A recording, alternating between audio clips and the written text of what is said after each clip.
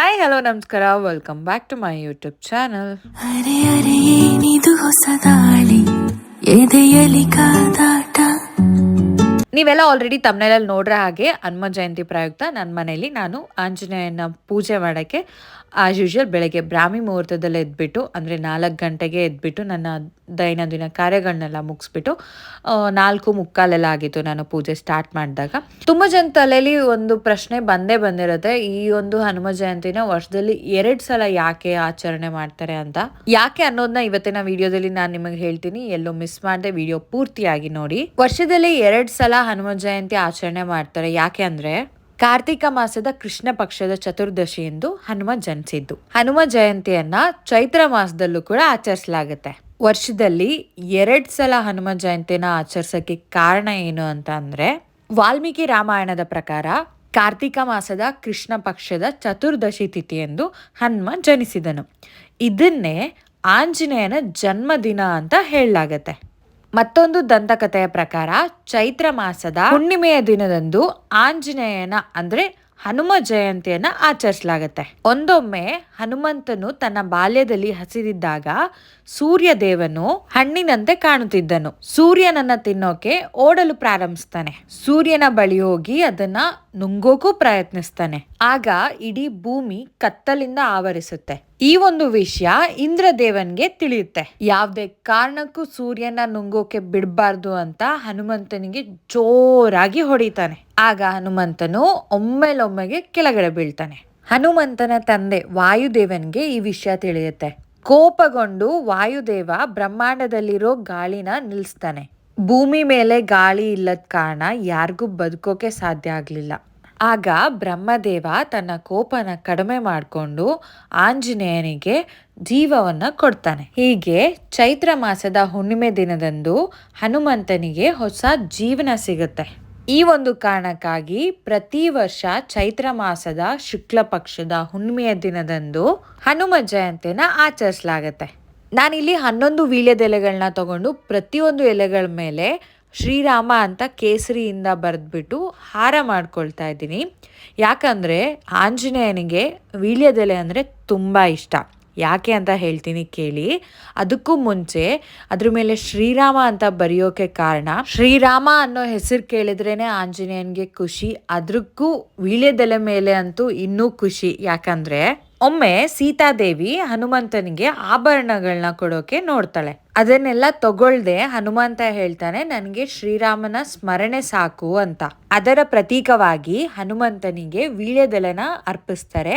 ಹಾಗೆ ಅದ್ರ ಮೇಲೆ ಶ್ರೀರಾಮನ ಹೆಸರನ್ನು ಕೂಡ ಬರೀತಾರೆ. ಹಾಗೆ ಪ್ರತಿಯೊಂದು ಊರಲ್ಲೂ ಹನುಮಂತನ ದೇವಸ್ಥಾನ ಅಂದ್ರೆ ನಮ್ಮ ಆಂಜನೇಯನ ದೇವಸ್ಥಾನ ಇದ್ದೇ ಇರುತ್ತೆ. ಈ ಒಂದು ಯಾವುದೇ ದೇವಸ್ಥಾನದಲ್ಲಿ ನೋಡಿದ್ರು ಹನುಮಂತನ ಮೈ ತುಂಬಾ ಕೇಸರಿನೇ ತುಂಬಿರುತ್ತೆ.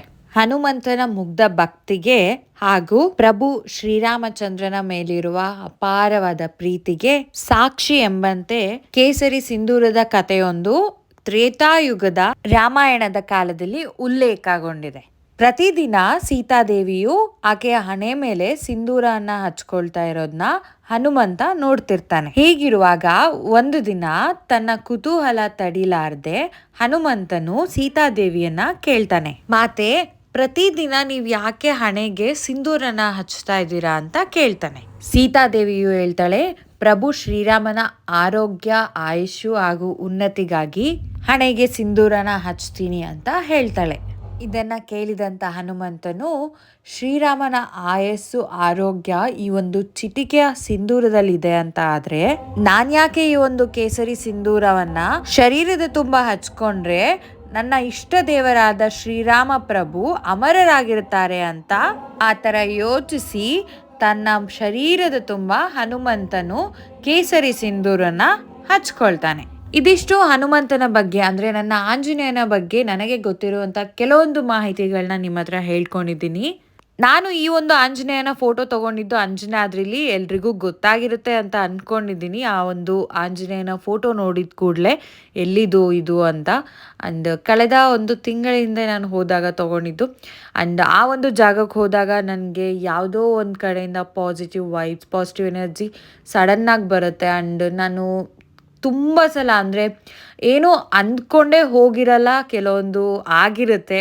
ಅಂಡ್ ತುಂಬಾ ಆಗಿದೆ ಕೂಡ. ಆ ಒಂದು ಹನುಮಂತನ ಜನ್ಮಸ್ಥಳ ಅಂಜನಾದ್ರಿ, ಆ ಒಂದು ಬೆಟ್ಟದ ಪ್ರತಿಯೊಂದು ಮೆಟ್ಲು ಏರ್ಬೇಕಾದ್ರೆ ಜೈ ಶ್ರೀರಾಮ್ ಎಂಬ ಹೆಸರೇ ಶಕ್ತಿ ಅಂತಾನೆ ಹೇಳ್ಬೋದು. ಈ ಒಂದು ಹನುಮಂತನ ಪೂಜೆ ಬಗ್ಗೆ ನಾನು ಹೇಳ್ತೀನಿ. ಅಂದ್ರೆ ಇದೊಂದು ಬ್ರಾಹ್ಮಿ ಮುಹೂರ್ತದಲ್ಲಿ, ಅಂದ್ರೆ ಬೆಳಿಗ್ಗೆ 3:30 ಇಂದ 4 ಗಂಟೆ ಮುಂಚೆ ನೀವು ಎದ್ಬಿಟ್ಟು ನಿಮ್ಮ ದೈನಂದಿನ ಕಾರ್ಯ ಕೆಲಸಗಳನ್ನೆಲ್ಲ ಮುಗಿಸಿ ಆಂಜನೇಯನಿಗೆ ಪೂಜೆ ಮಾಡಿಬಿಟ್ಟು ಹಾಗೆ ದೀಪ ಹಚ್ಚಿ ಆಂಜನೇಯನಿಗೆ ಇಷ್ಟವಾದ ಪದಾರ್ಥ ಅಂದರೆ ಸಿಹಿ ಪದಾರ್ಥ ಅಥವಾ ಯಾವುದಾದ್ರೂ ಹಣ್ಣುಗಳನ್ನ ಇಟ್ಬಿಟ್ಟು ನೀವು ಪೂಜೆ ಸಲ್ಲಿಸಿದ್ರು ನಡೆಯುತ್ತೆ. ಹಾಗೆ ಹನುಮಾನ್ ಚಾಲೀಸ್ನ ಓದಬೇಕಾಗುತ್ತೆ. ನೀವು ಎಷ್ಟು ಸಲ ಓದ್ತೀರಾ ಅಂತ ನೀವು ಅಂದುಕೊಂಡು ಅಷ್ಟು ಸಲ ಓದ್ಬಿಟ್ಟು ಹನುಮಾನ್ ಚಾಲೀಸ್ನ ಓದಿ ನಿಮ್ಮ ಇಷ್ಟಾರ್ಥಗಳನ್ನ ಕೇಳಿಕೊಂಡ್ರೆ ಆ ಒಂದು ಇಷ್ಟಾರ್ಥಗಳು ಈಡೇರುತ್ತೆ ಅಂತ ಒಂದು ನಂಬಿಕೆ. ಆ್ಯಂಡ್ ಇದನ್ನು ನಾನು ಹನುಮ ಜಯಂತಿದಿಂದ ಮಾಡಿದ್ದು. ನಾನು ಕೂಡ ಪೂಜೆ ಮುಗಿಸಿ ಹನುಮಾನ್ ಚಾಲೀಸ್ ಪಠಣೆ ಮಾಡಿದೆ. ಹನುಮಾನ್ ಚಾಲೀಸ ಓದ್ಬಿಟ್ಟು ಮಹಾಮಂಗಳಾರತಿ ಮಾಡಿ ನನ್ನ ಪೂಜೆ ಮುಗಿದಾಗ ಬೆಳಗ್ಗೆ 5:30 ಎಲ್ಲ ಆಗಿತ್ತು.